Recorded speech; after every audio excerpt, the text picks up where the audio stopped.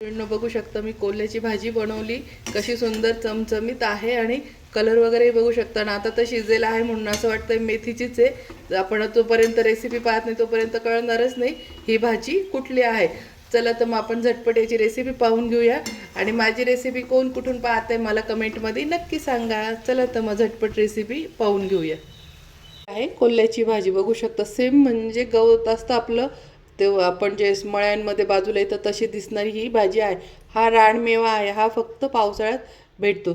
तर चला तर मग मी तुम्हाला जवळून पण दाखवते तुम्हाला, जेणेकरून भाजी मार्केटमध्ये विकायला असली तर तुम्हाला लक्षात येईल. हे बघू शकता, जवळून दाखवते अजून. बघितलं, अशा पद्धतीची असते. म्हणजे ही भाजी एवढीच असते, जमिनीमध्ये अशी लागलेली असते. तुम्हाला सर्व प्रकारे दाखवते म्हणजे लक्षात येईल. विकायला आली किंवा तुम्हाला कुठे दिसली तर तुम्ही ही भाजी अशी तोडून घ्याले. व ही अशी पानं असतात. ही अशी कोल्ह्याची भाजी आहे. तर आता ही फक्त कशी निवडायची असते, याचे जे आहे आता ही मी निवडलेली आहे. पण याचं काय घ्यायचं असतं, फक्त आणि फक्त एक ठेवले तुम्हाला दाखवायला. फक्त एवढंच टोक, किती बघितलं, एवढंच टोक तोडून घ्यायचं आहे. जे मातीचं असतं म्हणजे जमिनीमध्ये असं पुरलेलं असतं ते, बाकीचं हे सर्व घ्यायचं असतं. याच्यामध्ये खूप अर्क असतो. तर अशा पद्धतीचं सेम गवतासारखी ही दिसणारी कोल्ह्याची भाजी आहे. याला जंगली रानमेवा पण म्हणतात. तर ही फक्त पावसाळ्यातच असते. आणि ज्यांच्याकडे मळे आहे त्यांना लगेच लक्षात येऊन जाईल ही भाजी पाहिल्याबरोबर का ही भाजी कोणती आहे. तर त्यांना काही सांगण्याची गरज नाही, ते ओळखू शकतात ते. पण आपल्यासारख्यांकडे शेती नाही, आपल्याला ही भाजी कशी ओळखायची, त्याच्यामुळे मी तुम्हाला जवळून दाखवली आहे. एकदा पुन्हा नीट बघून घ्या कशी असते. अशा पद्धतीची असते. कांदापात असते तशीच असते, पण कांदापात गोल असते. आणि हे आपलं जे गवत तर तुम्ही बघितलंच असेल ना भरपूर, तर त्या पद्धतीचे हे आहे तुमच्या लक्षात येईल. तर चला तर मग आता ही कशी करायची तुम्हाला दाखवते. तर ही आता आपण 4-5 पाण्याने स्वच्छ धुवणार आहोत. अगोदर यात पाणी टाकून ठेवायचं आहे आणि 5 ते 10 मिनटं पाणी तसंच राहू द्यायचं आहे. का की ह्या भाजीमध्ये खूप म्हणजे खूपच माती असते. तर 5-10 मिनटामध्ये माती भिजल्या जाते आणि ती खाली बसते. मग अशा 3-4 पाण्याने स्वच्छ धुवून घ्यायचे आहे. त्याच्यानंतर आपण कांदापात जेवढी चिरतो तेवढीच चिरून घ्यायची आहे. अशा पद्धतीने हे बघून घ्या किती मातीचं पाणी निघतं अशी भिजवल्यानंतर. आता हे स्वच्छ आपण हे पाणी काढून घ्यायचं आहे. तुम्हाला दाखवते बघा किती मातीचं पाणी खाली, बघितलं किती मातीचं पाणी निघतं. आणि ही अशी स्वच्छ आता आपण अजून 2-3 पाण्याने धुवून घेऊ. ही मी 5 ते 10 मिनटं भिजत घातली होती.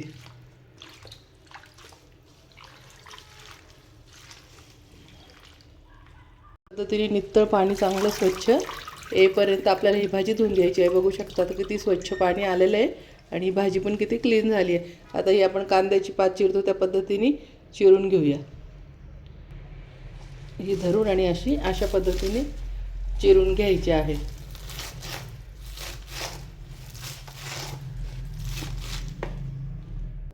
अशा पद्धतीने इथे मी कांदापात चिरतो तशी चिरून घेतलेली आहे, बघू शकतात. आता इथं मिक्सरचं भांडं घेतलं आहे. मिक्सरच्या भांड्यात लसूण आणि हिरवी मिरची टाकून घेत आहे. यात फक्त लसूण आणि हिरवी मिरची घेतलेली, बाकी काहीच घेतलेलं नाही. आणि याला लसूण थोडा जास्तच घ्यायचा आहे आणि मिरच्या पण जास्तच घ्यायच्या. ही भाजी जेवढी छान झणझणीत बनवू तिखट तर ती चवीला खूप छान लागते, पण लसूण जास्तच घ्यायचा आहे. ह्या मी लवंगी मिरच्या घेतलेल्या आहे. तर तुम्ही ह्या मिक्सरमध्ये जाडसर वाटून घेते. अशा पद्धतीने जाडसर क्रश करून घेतलेल्या आहे मिरच्या. इथे गॅसवर कढई ठेवली आहे. कढईत तेल टाकून घेऊया.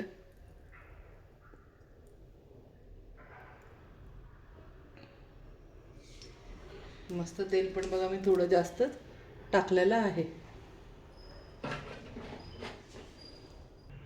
आता त्यामध्ये आपण जे लसूण आणि मिरचीचं क्रश केलेलं आहे जाडसर वाटेल ते टाकून घ्यायचं आहे.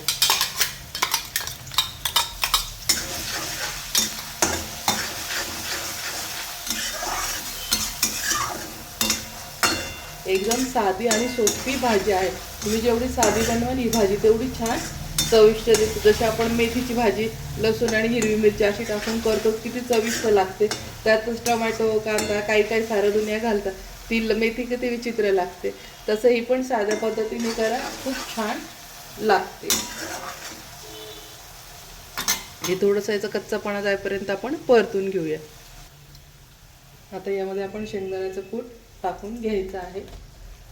तुमची भाजी जेवढी त्यानुसार टाकून घ्यायचं आहे. मी ते 3.5 चमचे कूट टाकून घेतला आहे.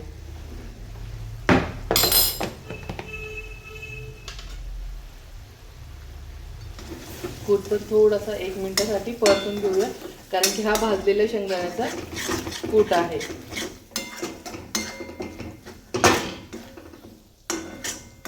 छान 1 मिनिटासाठी परतून घ्यायचं आहे.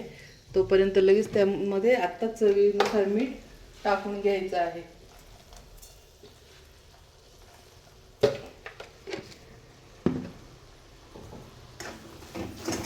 मीठ असं टाकून यात जर परतवलं ना तर भाजीची चव खूप छान येते. आणि दुसरं सगळ्यात मेन कोणती हिरवी भाजी असो, जेव्हा आपण लसूण, हिरवी मिरची, दाण्याचं कूट परतवतो तर तेव्हाच मीठ टाकून घ्यायचं आहे. यानुसार काय होतं, तुमच्या ज्या भाज्यांचा कलर असतो तर तो हिरवाच टिकून राहतो. वरतून मीठ टाकायचं नाही, ते तेलामध्ये छान परतून घ्यायचं आहे. म्हणजे भाज्यांना पाणी पण नाही सुटत जास्त आणि हिरवा कलर राहतो. म्हणजे तुम्ही सकाळची भाजी संध्याकाळी खाल्ली किंवा रात्रीची भाजी सकाळी तरी तो भाजीचा कलर बदलेल नसतो, हिरवागार राहतो. मेथी पण करताना तुम्हाला खास टिप देते, मेथी करताना कुठे कधी खारट कधी आळणी पण होऊन जाते आणि काळी पडते काही वेळा, म्हणजे त्याचा कलर थोडासा वेगळा बदलतो. तर असं हिरवी मिरची आणि लसूण परतवतानाच मीठ टाकून घ्यायचं आहे, भाजीचा अंदाज घेऊन. आणि मीठ पालेभाज्यांना थोडं कमीच टाकायचं आहे, कारण की त्या फुगेल खूप जास्त दिसतात आणि परतवल्यानंतर एकदम थोड्या होतं. त्याच्यामुळं मीठ हे बेतातच टाकायचं आहे. भाजी चिरलेल्या कच्च्या भाजीच्या नुसार टाकायचं नाही. हे डोक्यात ठेवायचं आहे की भाजी जेव्हा शिजून केवढी होती तर त्यानुसार मीठ टाकायचं आहे, कुठल्याही पालेभाज्या असो. मस्त छान बघू शकता शेंगदाण्याचं कूट पण किती छान परतवला गेलेला आहे. हा थोडासा फेस जेव्हा येतो तर त्यावेळेस समजून घ्यायचं की आपलं दाण्याचं कूट पण छान परतवणं झालं आहे. तर आता चला तर मग आपण यात भाजी टाकून घ्यायची आहे.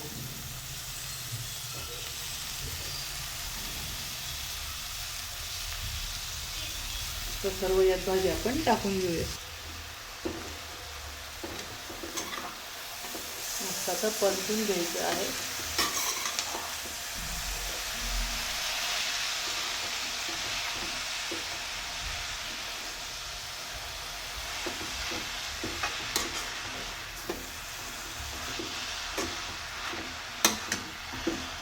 अशा पद्धतीने सर्व परतून घ्यायचं आहे. इथे गॅस मंद आचेवरच आहे अजून. तुम्ही पाहू शकता ते ही भाजी अक्षरशः परतवता परतवता शिजून गेलेली आहे. झाकण पण ठेवलेलं नाही आहे आणि अजून बाजूचा हात पण काढलेला नाही आहे. तुम्ही बघू शकता किती आता कढई भर दिसत होती कशी लगेच खाली बसलेली आहे. ही भाजी परतवता परतवता शिजून जाते आणि चवीलाही खूप छान लागते. आणि बघू शकता शिजून ती किती कमी कमी होऊ राहिली. अजून तर 1 मिनटं पण नाही झालं, फक्त मीठ वगैरे ते टाकले म्हणून भाजी परतवून घेते. तर बघू शकता किती खाली बसली. आणि सगळ्यात महत्त्वाचं कलर बघितलं किती छान आलेला आहे. कलर थोडा पण बदललेला नाही. आता ही 1 मिनटं अशीच राहू देऊया आणि मस्त भाजी होऊन जाईल आपली. आता 1 मिनटासाठी याच्यावर आपण झाकण ठेवून द्यायचं. चला तर मग आपली भाजी शिजली का पाहून घेऊया. वा, बघू शकता भाजीचा कलर, मी बोलली ना किती सुपर येतो. आणि भाजी बी बघू शकता किती छान झाली आहे. असं वाटतं मेथीचीच भाजी आहे. तर ही झाली मैत्रिणींनो आपली मस्त भाजी. बघू शकता किती सुंदर झालेली आहे आणि कलर पण किती छान हिरवागार आहे. ही मस्त आता ही भाजी बाजरीच्या भाकरीबरोबर मी खाणार आहे. तुम्ही कशाबरोबर खाणार आणि तुम्हाला अशा पालेभाज्या कुठल्या पण असो तर कशाबरोबर आवडतात मला कमेंटमध्ये सांगायचं आहे. बघू शकतात मस्त आता ही मस्त मी बाजरीची भाकरी बनवते आणि त्याच्याबरोबर गरमागरम भाजी खाते. बघू शकता भाजीचा कलरही किती हिरवागार आणि किती छान आलेला आहे. तर चला तर मग अशाच नवीन नवीन रेसिपी आणि नवीन नवीन भाज्या असेच प्रकार पाहण्यासाठी माझ्या चॅनलला लाईक करा, सबस्क्राईब करा, शेअर करा आणि कमेंट पण करा तुम्हाला माझी रेसिपी कशी वाटली. तर चला तर मग भेटूया अशाच नवीन नवीन रेसिपीमध्ये. आणि तुमच्याकडे जर कुठल्या काही जंगली भाज्या, रानभाज्या अशा असेल त्या डोंगरावर येणाऱ्या तुम्हाला मार्केटला दिसल्या आणि तुम्ही त्या घरी आणा आणि त्याचा फोटो मला पाठवा माझ्या ग्रुपमध्ये. मी तुम्हाला त्याची रेसिपी पण त्या भाजीची पाठवेल की ह्या भाज्या कशा पद्धतीने करायच्या असतात. तर मी नक्की ते पण तुम्हाला सांगेन. चला तर मग मैत्रिणींनो बाय बाय, भेटूया आपण अशाच नवीन नवीन रेसिपीमध्ये. आणि भाजीचा कलर पाहिला किती सुंदर हिरवागार आहे. तर कोणती मेथी असो कांदापात असो, पुन्हा एकदा सांगते की मीठ हे तेलामध्येच टाकायचं आहे फोडणीच्या याच्यामध्ये, वरतून टाकायचं नाही, जेणेकरून भाजीचा तुम्ही आता लाईव्ह पाहिला आहे की भाजीचा कलर किती छान हिरवागार आहे. तर चला तर मस्त खा आणि मस्त राहा.